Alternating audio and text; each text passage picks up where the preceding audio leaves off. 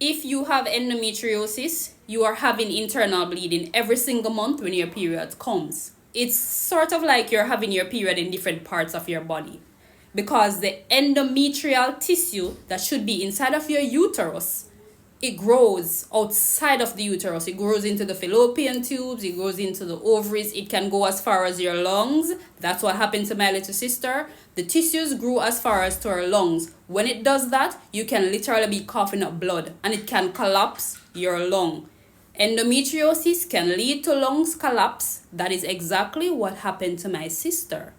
Let me show you exactly what's happening for the women experiencing endometriosis. So ladies, this is our uterus, right? This is our uterus. This here is the lining of the uterus. It is called the uterine lining, aka the endometrium. This is where the word endometriosis comes from. This is the lining that gets thick every single month. It thickens. What makes it get thick every month? Estrogen. Estrogen grows things.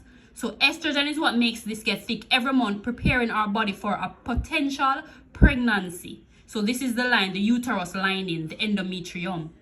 Every month that we do not get pregnant, this uterine lining, the endometrium, sheds. That's what we call our period.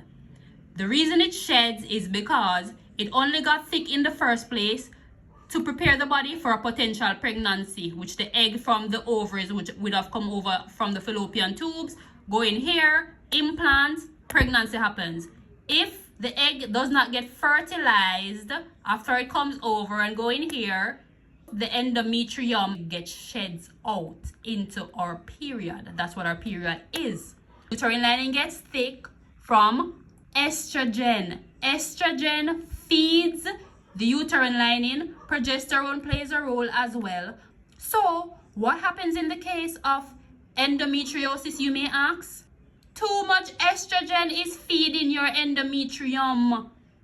Too much estrogen is feeding it. So what happens? It continues to get thick and thick and thick and thick till it starts to grow. It grows out into the fallopian tubes where it should not be, blocking any egg from coming in, preventing pregnancy. Infertility happens. You're getting too much estrogen into your body. Too much estrogen into your body keeps feeding it. Estrogen grows things. When the lining gets thick, and it keeps getting thick and keeps growing and growing and growing, and wherever it grows to, remember it should be inside of your womb. So when it starts to bleed, when your period starts, wherever the tissue has grown to, it will bleed as well. So you end up with internal bleeding, because the tissue should be inside of your womb coming out as your period, but it has grown all over your body, and that leads to inflammation and excruciating pain, because what should be inside the womb is no longer in the womb. The blood has nowhere to go. So because the blood has nowhere to go, it's just bleeding out inside, and it causes all this pain and inflammation. So ladies, based off that explanation I just provided you with, breaking down exactly why you have endometriosis. Estrogen is feeding the lining, causing it to continuously grow. Estrogen, too much estrogen in the body. You're using too many hormonal disruptors, endocrine disruptors. They throw your hormones off balance. Estrogen is a hormone. Progesterone is a hormone. Testosterone is a hormone. The products you're using in your home, the air fresheners, the detergents, the laundry detergents, the things you use to clean your countertops, all of those are throwing off your hormones. It's all of them. We're being bombarded from all different angles. So we have to cut off these things, go to the natural things. Estrogen does not exist on its own in our bodies. Estrogen is made from testosterone.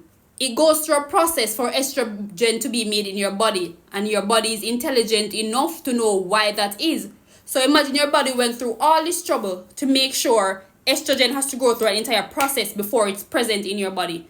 You go ahead and introduce all these synthetic estrogen straight into your bloodstream. The products you use on your face, synthetic estrogen.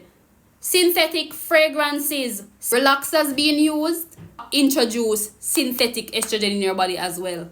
The chemical, eating all these meats, they're introducing too much estrogen in your body as well. especially those ones that are being pumped with all types of hormones. Milk, soy, all dairy products, excess estrogen in your body. Sugar spikes your estrogen levels as well. All the skincare products, talking about the makeup that you wear every day, the foods that you eat, the processed sugars, the feminine products that you're using, excess estrogen again. It's so many things, and that's why I brought down everything in my book. It's multiple issues. We're being bombarded from multiple angles. The womb that gives life, we're sending death to that womb. Start cutting off these things. I have a free ebook. A free ebook linked in my bio with over 50 non-toxic recipes. For skincare, hair care, everything. Over 50 recipes. Home as well.